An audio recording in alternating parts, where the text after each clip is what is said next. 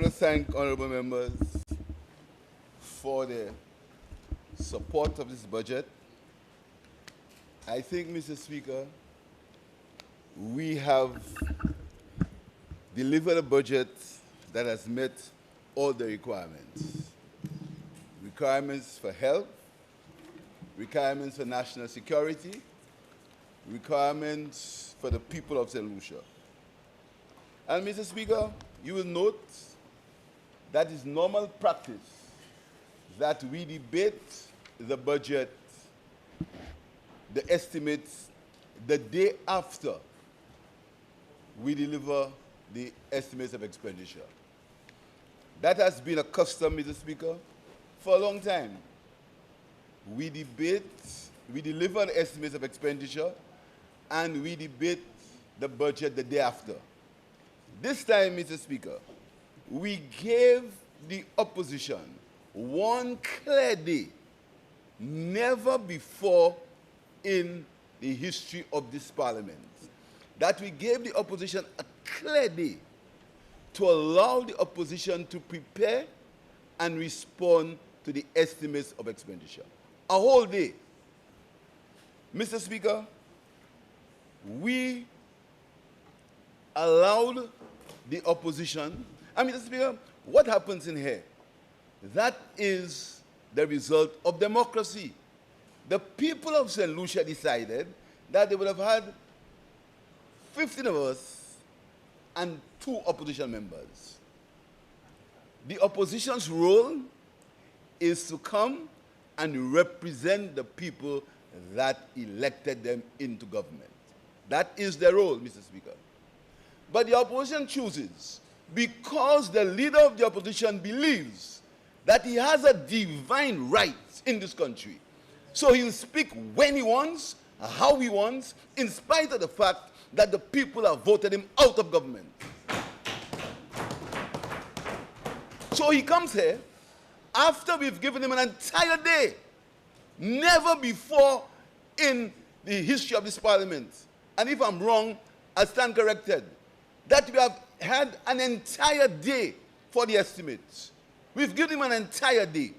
We have allowed him to have his way as far as speaking is concerned. But he believes that he is some man that must rule even though he is out of government. Not under my rule, Mr. Speaker. The leader of the opposition will obey the laws of this country, and if he doesn't like it, he will do what he's accustomed to doing, walking out. But I'll tell you something. If he continues like that, he will not be able to walk in, because we'll vote him out in Miku South. And this arrogance, this belief that you are master, you can do whatever you want, Mr. Speaker. There are 15 of us here. 15 of us are here. 13 have spoken. The leader of the opposition believes he must speak when he wants. Who says he must speak at number 15 or number 16? Who says so? The leader of the opposition is supposed to respond to the minute the Prime Minister immediately. That is what parliaments are about. When I was leader of the opposition, he delivered his estimates on the Tuesday. On the Wednesday, I got up at 9 o'clock and I responded. So, Mr. Speaker, because he has nothing to say, because his handlers want to hear what everybody has to say, so he can come in. By the way, Mr. Speaker, I'm speaking in the Parliament building on Labrie Street.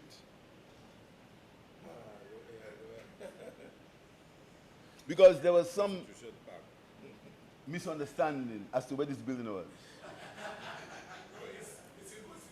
This building is on Labrie Street. So, Mr. Speaker, the leader of the opposition must stop this arrogance and this pettiness. So what he will do, tomorrow he'll go on Newspin. Look at what they do me, they let me speak. And his surrogates will continue. But Mr. Speaker, the leader of the opposition is gone. Let me just summarize what this budget was all about, and allow me to thank the honorable members for their contributions, Mr. Speaker. Mr. Speaker, I want to speak briefly about the health and security levy. There's a lot of propaganda about the health and security levy, Mr. Speaker. There's a lot of useless talk about the health and security levy. Mr. Speaker, the health and security levy was imposed to assist in the provision of health and security services in this country. They have tied the health and security levy with a policy-based loan that we got from the Caribbean Development Bank, Mr. Speaker. Mr. Speaker, all loans have conditionalities. Every loan has conditionalities. Part of the conditionalities of that loan was that we had to raise our revenue so as to meet the obligations of the loan. And the government chose, instead of raising VAT, instead of doing something with income tax, we decided that you'd have a health and security levy. But Mr. Speaker, that loan from the CDB is not due, payment is not due until 5 years down the line. So where is the relationship between what they're speaking about? The health and security levy is a conditionality to improve, to increase our revenue so we could get the loan from the PBL, from the Caribbean Development Bank. But to make the distinction that I lied on the health and security levy, what I said is that it was a conditionality, and we've used that revenue for health and security, Mr. Speaker. The same way when they increased the tax on gasoline, 150, it was a conditionality. All these loans have conditionalities. But you see, Mr. Speaker, because I proved that the health and security levy does not meet the health and security needs of the country, it is just an increase in revenue that we use for health and security. But the health and security needs of this country are not covered by the health and security levy, Mr. Speaker.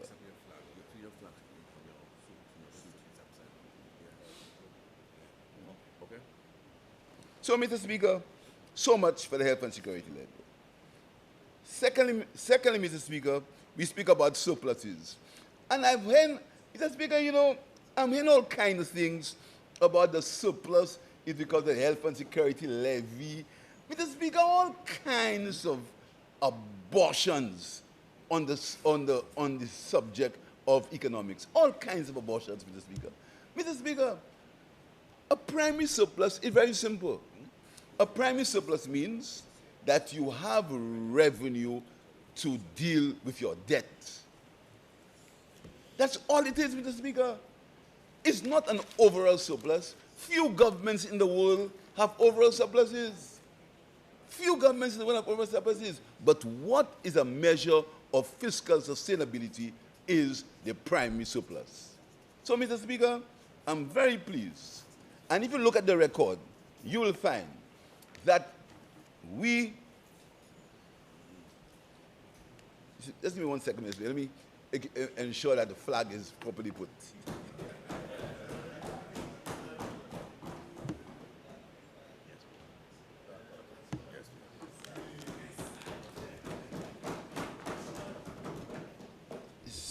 So, yeah, I was speaking about the surplus, Mr. Speaker.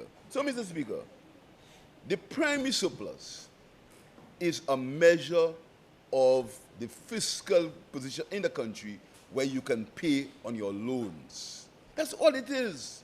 And it means that the government's expenditure minus its revenue can give it space to pay down on its interest on this loan. That's all.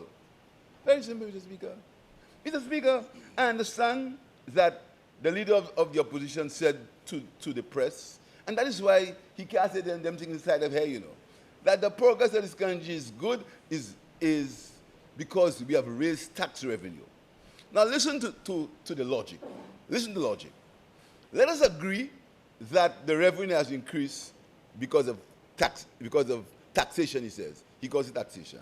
Now let us follow it step by step. And that's not economics, that's regular common sense. You bring in a set of goods into the country.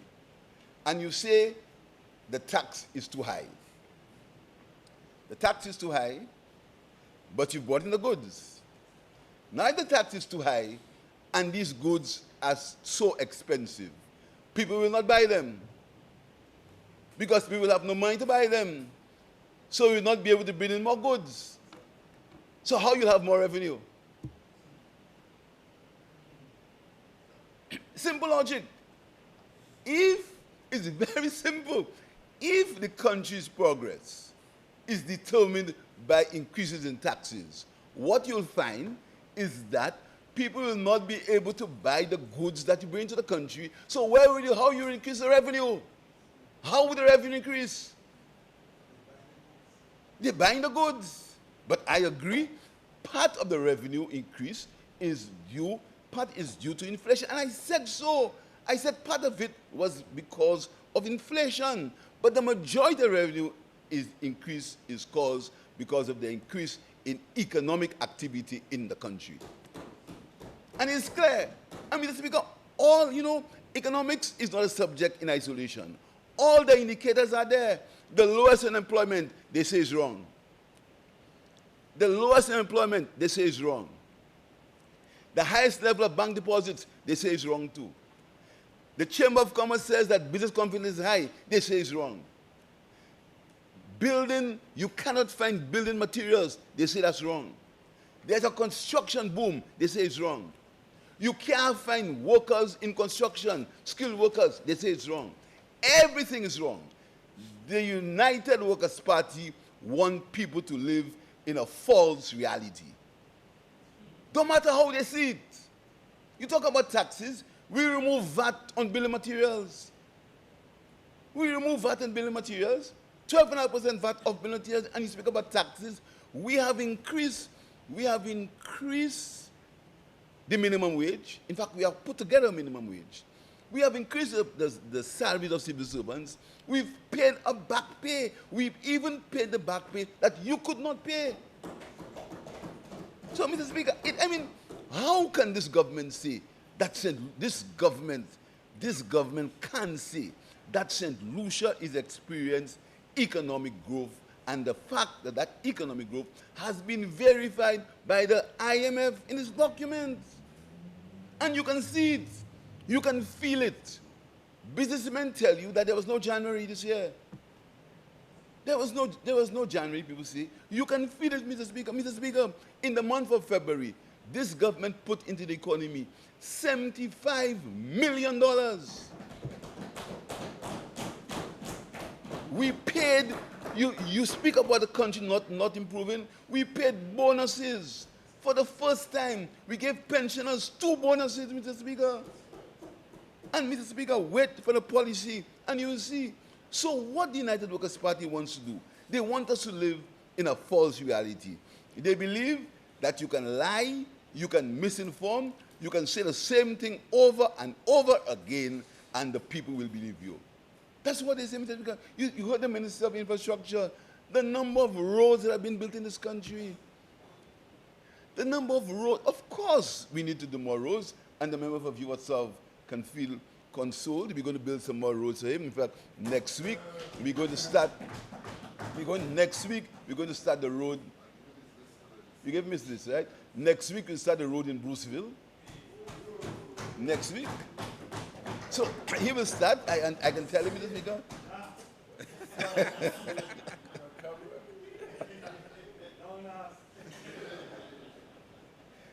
So,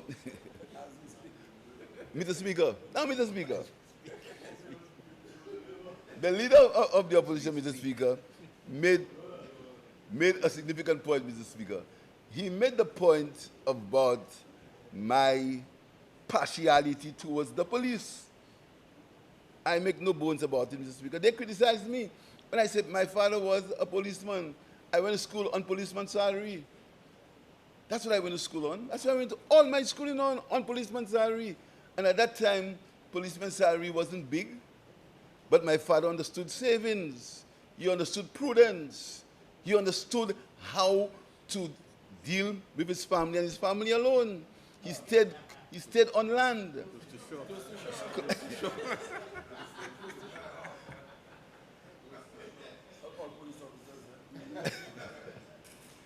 And so, Mr. Speaker, so when we spend, Mr. Speaker, you know, this government is self-righteous. The United States Workers' Party is self-righteous. They destroyed the custody suites. They destroyed it. Instead of saying, we made an error, they piggyback on that. And now, the custody suites is going to be opened, and the policemen will get a relief when they arrest people of this country. And that is a fact. You can't deny it. You can see it for yourself. Go to Grosile. You will see work on the Grosile Polyclinic. You'll see it for yourself. And I heard one of them said to the police that the police headquarters in the north is the UWP idea. Mr. Yourself, you believe that? You think they can say that? Since 2016, we had plans with NIPRO to build that Grosile police station. These guys came into government and they talk about buying this building, selling that one, buying that one to move it this way, rent it. Nothing. When I went to the police station in Grosile, Mr. Speaker, and I hope the police are in that, I apologized to the police. I said, you mean to tell me you guys are working under these conditions? And I pledged that I would build the Grosile headquarters to them. And Mr. Speaker, the help of God, Mr. Speaker, we are going to open one of the most modern police complexes before the end of this year.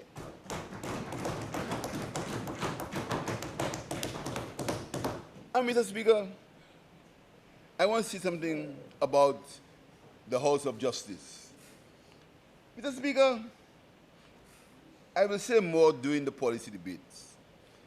But you see, Mr. Speaker, the problem with the opposition is that they cannot read me. I'm a mystery. I'm a mystery. So anytime they figure they can box me in a corner, they can't get me. Because, Mr. Speaker, my intentions are pure and honorable. I don't believe in maligning and bluffing and fooling people. My intentions are always honorable, Mr. Speaker. So we speak about the House of Justice. And Mr. Speaker, the House of Justice has caused the leader of the opposition to redefine Constitution Park. I mean, this is, Mr. Speaker, this is really, really, if you think about it, Mr. Speaker, you get afraid, you know. No, you get afraid. Because the leader of the opposition says that Constitution Park is from the Princery up to the old courthouse building. and he stands and he says so clear-faced, you know, open-eyed. And then he attacks us. So, Mr. Speaker, the House of Justice, the former government wanted to build the House of Justice by the old police headquarters building that was demolished. The legal fraternity are on record as saying there's got to be separation of powers. You cannot have the police next to the House of Justice. It appears as if there's commingling between the separation of powers. They went ahead as usual. They broke down the prison. They broke down the custody suites. And they paid a Canadian firm. In fact, I believe I'm the one who ended up paying up the Canadian firm millions of dollars to build a design for the House of Justice. We came into government, and the legal fraternity was clear. They did not want the House of Justice in that location. We decided, after discussion with the legal fraternity, that the House of Justice would go where the old courthouse building was. The thinking was that was an area where a courthouse already was, so we'll put another courthouse there. The church had some concerns, but you must recall, Mr. Speaker, when the church expressed his concern, he was saying, let's pray for the Catholic Church. Remember that? He was saying it. He and another lady was saying, let's pray for the Catholic Church. They called on the prayer warriors. They're on record, Mr. Speaker, because they were saying that this government, one of them said that the government has no respect for the Catholic Church.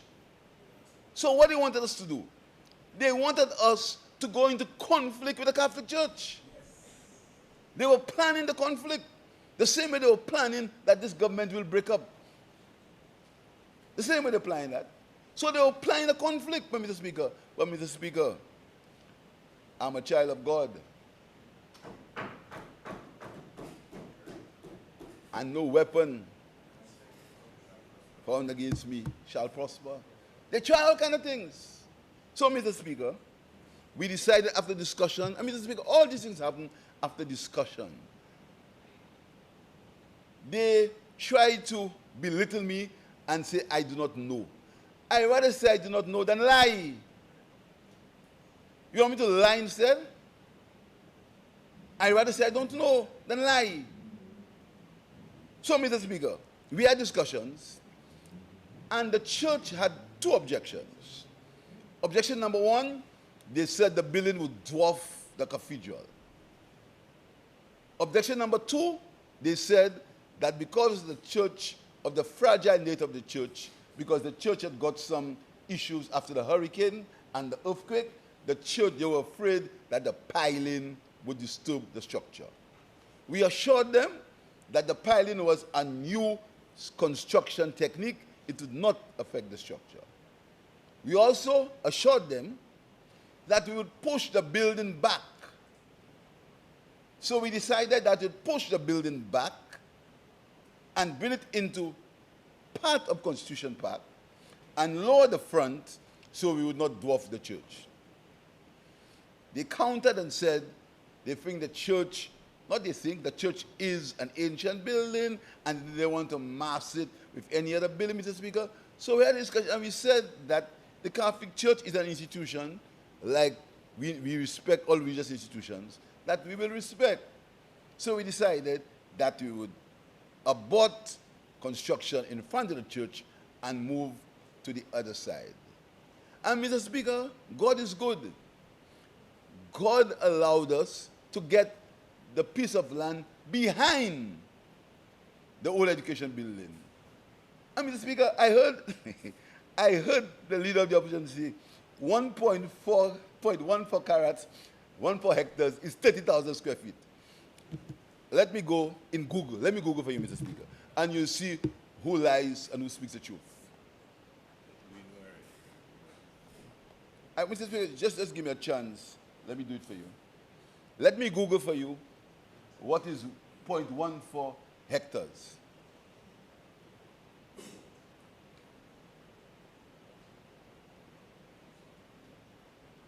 So, Mr. Speaker, it is time that the public of St. Lucia understand what these people are about. What is 0.13 hectares in square feet? 13,993.084 square feet. Google it, Google it. Google it, you Google it. The leader of the opposition said it's 30,000 square feet. He said 0.13 hectares is 30,000 square feet, and I am paying $30 million for the piece of land. It's on record. On record. We've not, what we have with the Judas is an agreement which will be signed or has been signed, AG? Agreement to purchase the land. But Mr. Speaker, the land is not mine. It belongs to the state of St. Lucia. So the assets of the state will increase. And we will have a House of Justice that doesn't come into conflict with anybody, and in that space there, we can have a beautiful open space in the city of Castries. So, Mr. Speaker, the plans are with the DCA, and at the policy statement, I hope I will be able to say, as we speak, the House of Justice is being constructed. As we speak, Mr. Speaker, because the House of Justice is a project that is long overdue, Mr. Speaker. So we've settled the House of Justice. So all kinds of spinning, all kinds of misinformation, Mr. Speaker, all kinds of misinformation, Speaker, will come. They will never stop. And the member for Castries South always tells me, they will never stop. No matter what you say, they will come and say something else, Mr. Speaker. So much for the House of Justice. Mr. Speaker, the leader of the opposition says that people in St. Lucia has never been worse off than it was before. Mr. Speaker, you think anybody living in this country can say that? He says that health services can never, and listen to the caveat. You heard what the SLMDA says? Health services can never be that bad, Mr. Speaker. But the same leader of the opposition,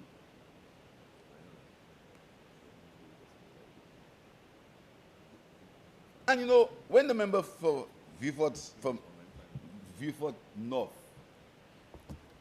spoke about no confidence in St. Lucian doctors, he wasn't speaking far from the truth, you know. He was speaking the truth. Mr. Speaker, I have the agreement with transition consultancy contract for the Owen King European Union. It's between the Ministry of Health and Wellness, acting herein and represented by Permanent Secretary Mr. Benson Emil, that's an interesting name, of the second floor Sir Sciences James Building Waterfront, herein called the Contracting Authority, and Narayana Hyderala Surgical Hospital. I will document in the house. Private Limited, a wholly owned subsidiary. A company, duly, blah, blah, Companies Act, Mr. Speaker. And listen, Mr. Speaker, listen to why the member for Viewfort North is right. The contracting authority has previously determined that the consultant is the most suitable entity with the requisite expertise to act as a consultant to manage and facilitate the relocation of the Victoria Hospital to the Owen King European Union Hospital. That no St. Lucian, no group of St. Lucian consultants could transition Victoria Hospital to OKU Hospital. So when they make the statement that they don't go to St. Lucian doctors, that's part of the record. It's there. It's nothing new. It's a lack of confidence in St. Lucia generally. That is why, to fix our playing fields, you must have somebody from abroad. And you must pay big money. And whereas you have the local curator, Crafton, who is wanted all over the world. But you must bring somebody from outside to do it, Mr. Speaker. To bring our country to the digital state, you must bring somebody from outside. Everything. To prepare your budget, bring somebody from outside. And the same way, the way they treat our doctors and our nurses, Mr. Speaker. But, Mr. Speaker, the hospital was transitioned by local people, Mr. Speaker. Local doctors transitioned the hospital. And when they came into government, their first call of duty was to fire these local consultants. That's their history. And you see, I tell them anything they say about us, anything, they have done worse. Anything, they have done worse, Mr. Speaker. Anything. So, Mr. Speaker, I want to tell you that I am very pleased with how the country has been going. We have some issues, we have some concerns. Climate change. Climate change is a major concern. That any day you get up and you know there may be a hurricane in 3 days and the country might be destroyed. And that is why we started the first seeds of dealing with climate change when we passed the Sovereign Wealth Fund, Mr. Speaker. And the Minister for Investment will tell you how we intend to deal with the Sovereign Wealth Fund, Mr. Speaker. The Sovereign Wealth Fund was a manifestation that a small island with little resources would put something aside to help itself. That was the philosophical underpinning of the Sovereign Wealth Fund. That we're not only begging, we're not only saying, give us, give us, give us. No matter how small we are, no matter how pressured we are putting something aside for wet days. And that's what every citizen should do. Put something aside for wet days. That's what we're doing for the Sovereign Wealth Fund, Mr. Speaker. And that is a message I send to every citizen in St. Lucia. Put something aside for wet days. So the country as a whole is setting the example for a Sovereign Wealth Fund to put something aside. But the leader of the opposition attacks that. And I understand he wants to bring the government to court for the Sovereign Wealth Fund.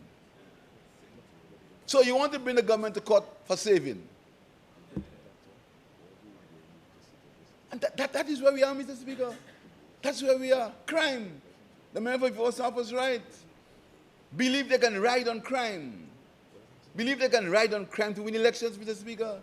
Mr. Speaker, this government, and again, I have faith in St. Lucia and faith in the people of St. Lucia. Knock wood, Mr. Speaker, knock wood. The number of homicides in this country, year to date, is down by about 35% over last year.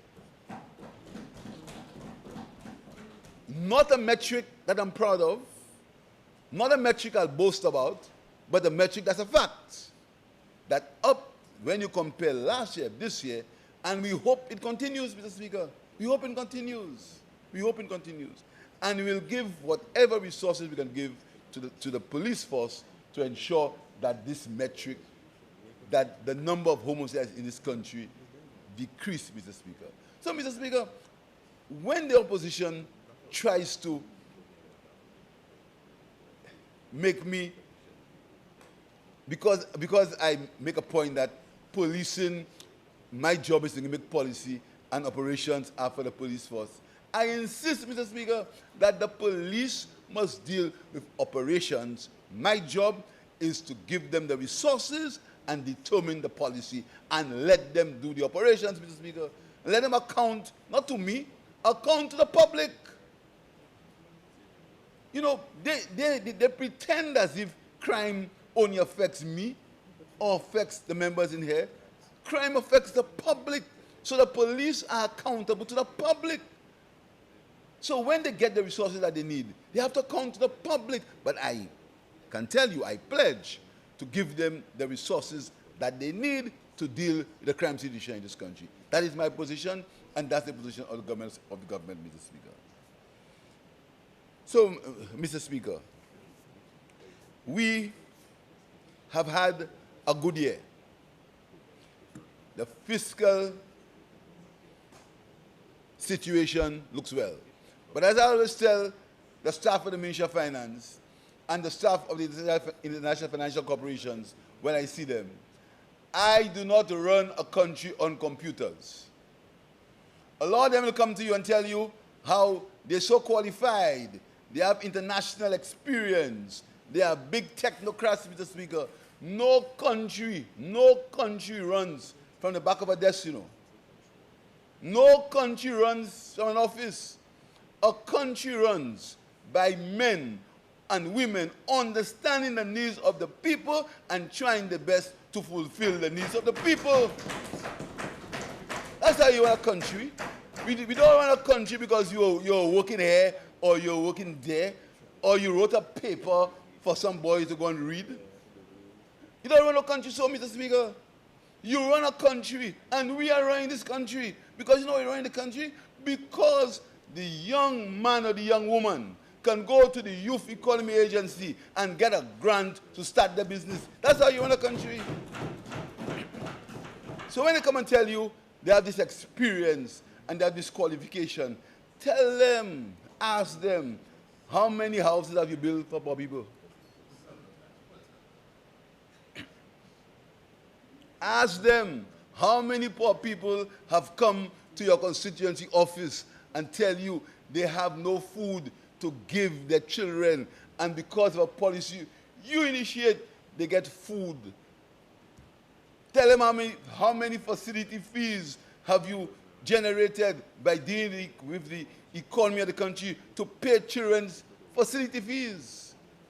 Your claim to fame can't be you work for somebody. You're getting for salary. They're paying you every month.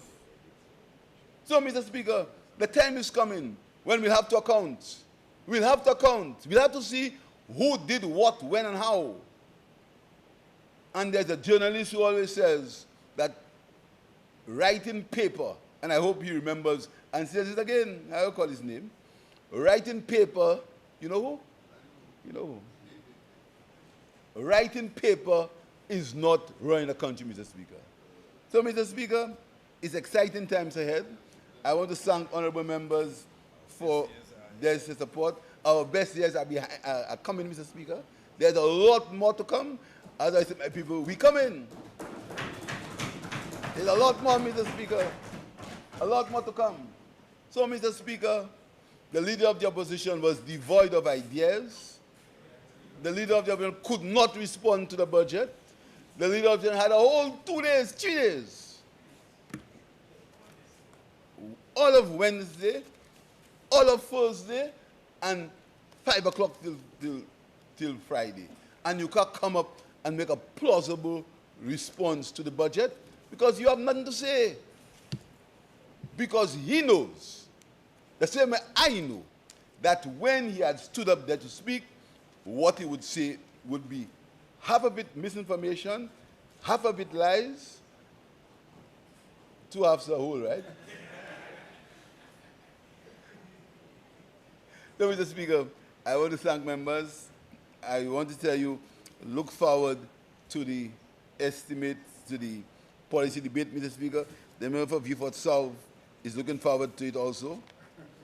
The estimates debate, the policy debate is going to be a very, very interesting time, Mr. Speaker. Mr. Speaker, I want to end my short rebuttal with a bit of scripture, Mr. Speaker. You see, Mr. Speaker, I don't profess to be any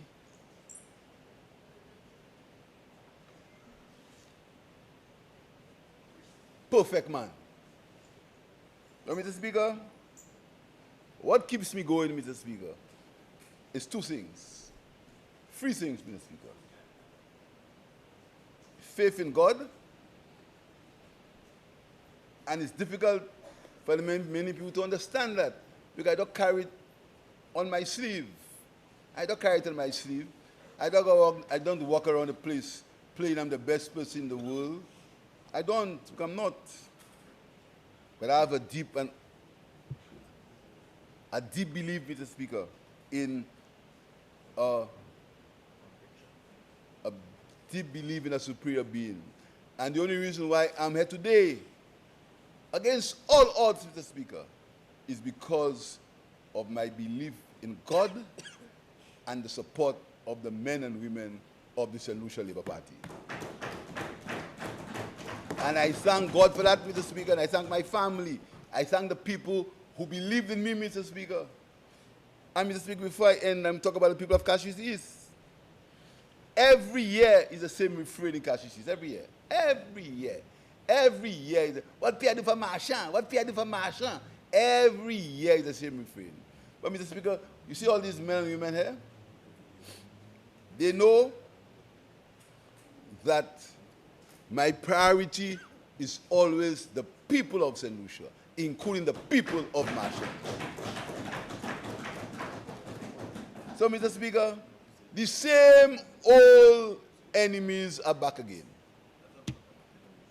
They've been there from 1992 when they beat me in 1992. From 1997, the same old story, the same old refrain. What Pierre did for Marchand? What Pierre did for Marchand? What Pierre did for Marchand? The same refrain. But I'll tell you something, Mr. Speaker. I'll tell you something. This election, this election,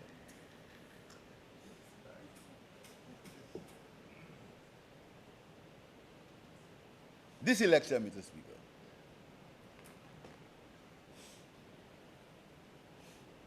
all the venom and the hatred that they will try to engender against me, Mr. Speaker, it will manifest itself in the polling station. I'm going to win this election better than I won any election before.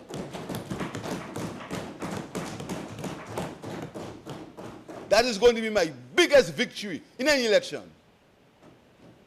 My biggest victory, Mr. Speaker, in this election. Because the venom and the hatred and the plans that they have to destroy me and my people, Mr. Speaker, hypocrites trying to shake my hand in the church. Just for the camera. And when you go behind my back, you want to flog me. You've never condemned that statement. The member for Choiseul said that when an unelected member who lost a seat had made a statement, I got up publicly and I said that the member should not make a statement. And then the member should not make the statement, and she apologized. But the member for the leader of the opposition never says to any of his members they should not make statements like that, Mr. Speaker. But, Mr. Speaker, I will not retaliate against the flogging. You know where we'll flog them? In the ballot box. In the ballot box, Mr. Speaker. That's where we're going to flog them. I'm not a violent man.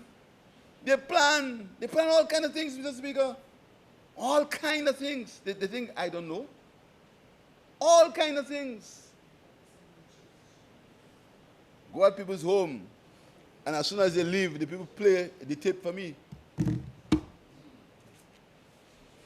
That's the relationship I have with my people. It's not a relationship of bluff, not a relationship of pretense, not a relationship of going up like last Sunday. Forget that. It's not a relationship of, it's a deep, unbinding love and care for the people of Kashisis. And they know that, Mr. Speaker.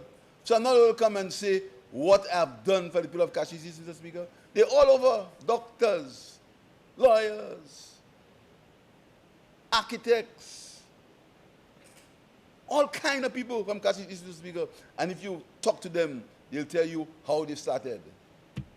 I travel, meet people on the airports, and they say to me that, Mr. Pierre, I went to school with your exercise books.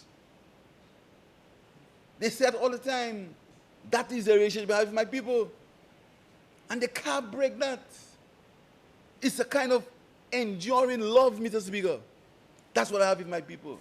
So when they try to attack me and to demonize me and to belittle me, Mr. Speaker, it only makes me stronger. And I've told them that I will remain focused. Nothing they can say about me will affect me. Nothing, because I know most of it or all of it is lies. So, Mr. Speaker, I want to end with Psalm 121. I will lift up mine eyes into the hills, from whence cometh my help. My help cometh from the Lord, which made heaven and earth. He will not suffer thy foot to be moved. He that keepeth thee will not slumber. Behold, he that keepeth Israel shall neither slumber nor sleep. The Lord is thy keeper. The Lord is thy shade upon thy right hand. The sun shall not smite thee by day, nor the moon by night. The Lord shall preserve thee from all evil. He shall preserve my soul. The Lord shall preserve thy going out and thy coming in from this time forth and even forevermore. I thank you, Mr. Speaker.